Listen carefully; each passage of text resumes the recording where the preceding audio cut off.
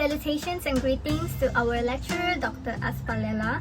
We are Group 4 from Criminal Law Group B, and we are going to present the defense of accident in Malaysia law and US law. So the group members consist of me, myself, Sabrina Cassandra Lawrence, Ng Zewe, Beverly Idol Andrew, Tan Sin Mei, and also Grace Michelle Philip. Now let's begin with the introduction. The learned justice Iwashuk states that the defense of accident differs with the nature of the crime. Besides that, the term accident can also be seen in two perspectives in criminal law, where the first one is accidental act, which relates to the conduct or actus reus element of an offense, and the second one is the unintended result, which relates to the fault or the mens rea element. Now, in this assignment, we will dive deeper on the topic of defense of accident in Malaysia and the United States, as well as discussing the pros and cons of defense of accident as a general. Greeting to my lecture. My name is Tan Sin Mei, matrix number 271904. Now I'm going to discuss about the defense of accident in Malaysian law. Section 80 of the Penal Code recognizes a distinct form of defense of accident. It comprises two distinct parts, which is the offense must be done accidentally or misfortune, and it must make sure that the accused was blameless when performing the act that resulted in an accident. In Malaysian law, the courts rarely consider the defense of accidents as most human conduct and its effects are intentionally or knowingly, and the requirements of the defense are quite demanding. There are elements that the accused must prove on the balance of probabilities to succeed the defense. Firstly, the alleged crime was the result of accidents or misfortune.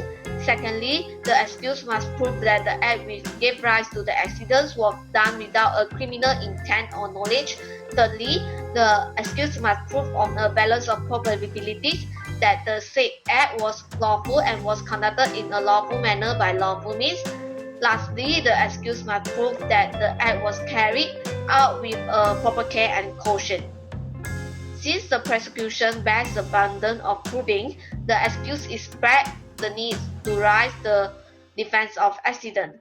Section 105 of the Evidence Act stated the burden of proving that the case of the accused comes within the exception.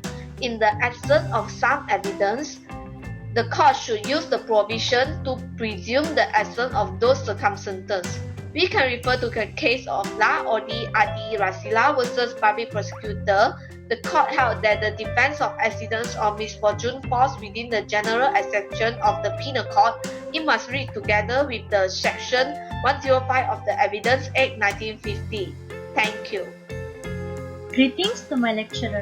My name is Beverly Idol, matrix number 271133. I'm now going to present about the defense of accident in US law, specifically in California. Section 26 paragraph 5 of California Penal Code excuses the omission charged through accident when there was no evil design, intention, or culpable negligence. California criminal law excuses the conduct if the defendant had no criminal intention to do harm, they were not acting negligently, and they were engaged in lawful conduct. If all the elements present during the accident, the defense of accident will absolve defendant from criminal liability. To use the defense of accident in California, the defendant must have no criminal intention to do the harm. The defendant must prove to the court that he has no specific or general intention towards something or someone. In the case of People v. Lara, the defendant was charged for domestic violence as he accidentally broke his girlfriend's nose when he was escaping from her.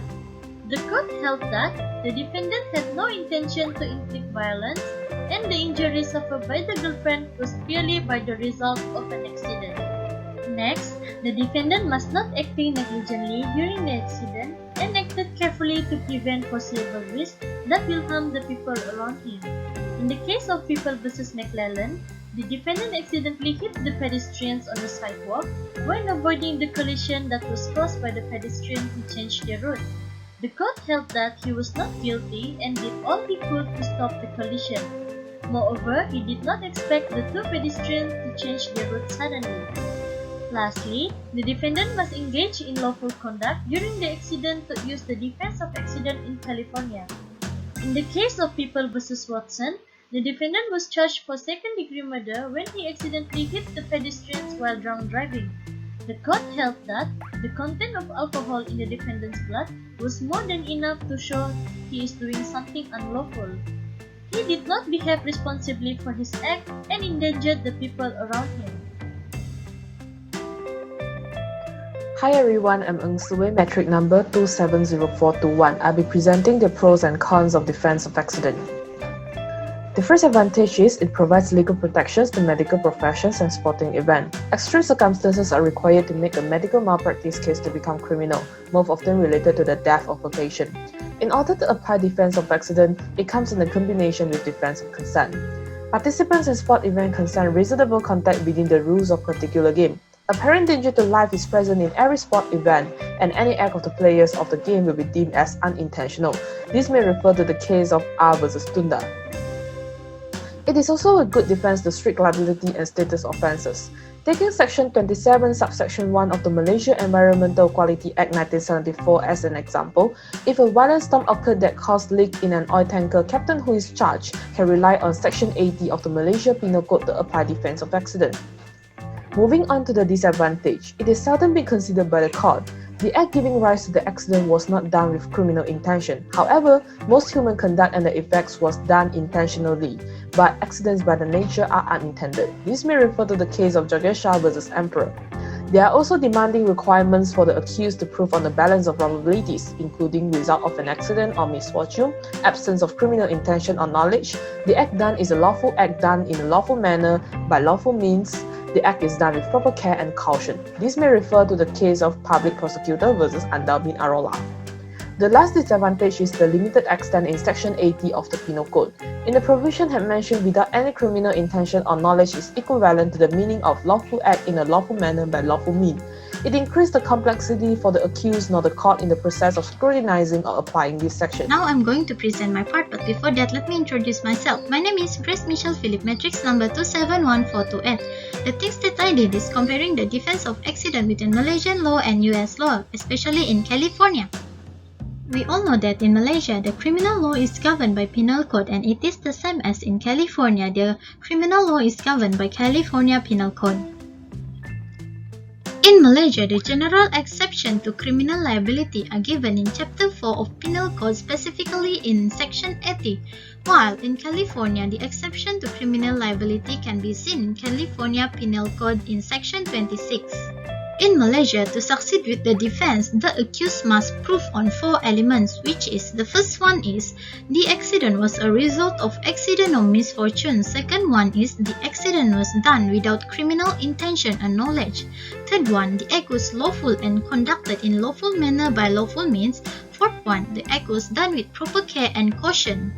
While in California, the accused must prove on the element in which, first, the defendant had no criminal intention to do harm, second, the defendant were not acting negligently, and the third one, the defendant were engaged in lawful conduct at the time of the accident.